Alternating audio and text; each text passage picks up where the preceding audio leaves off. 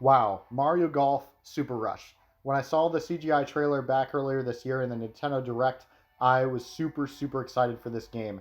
And I'm finally thinking like, wow, we get a new Mario Golf game that I get to play on the Nintendo Switch. I grew up playing Mario Golf Toadstool Tour on the Nintendo GameCube, and so I'm like, hey, now we've got a similar type experience on the Switch. So how does this game hold up, and what are my thoughts of this game, and what are things that this game can improve upon?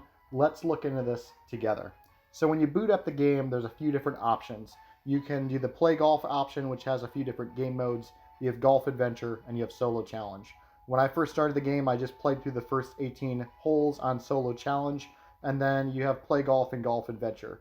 The majority of my time so far, I've really just been doing golf adventure, and golf adventure serves as the tutorial mode for this game. So it kind of gives you the idea of how to play through speed golf.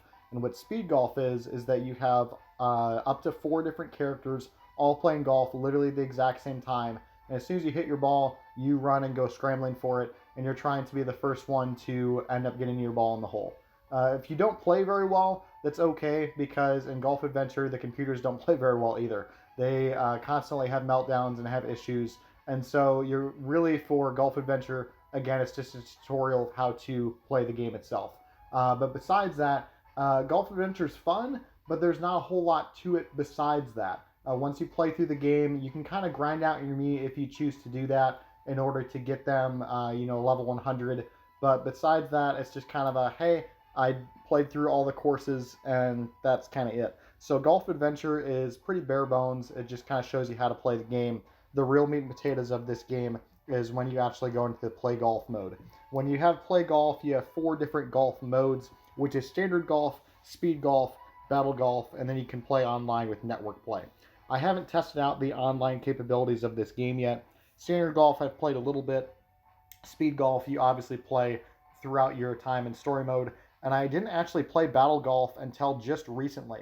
I had one of my friends come over the other day. He had never played this game really at all, and we decided to do battle golf.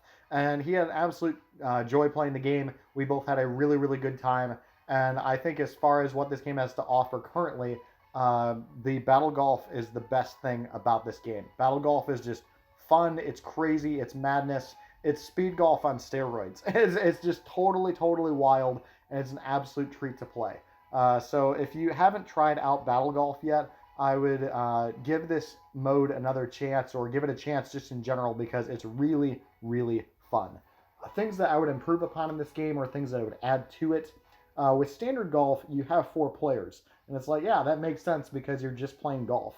But when I played speed golf and battle golf, I was getting ready to boot up more controllers for battle golf, and you can only play with up to 2 players on one console at a time.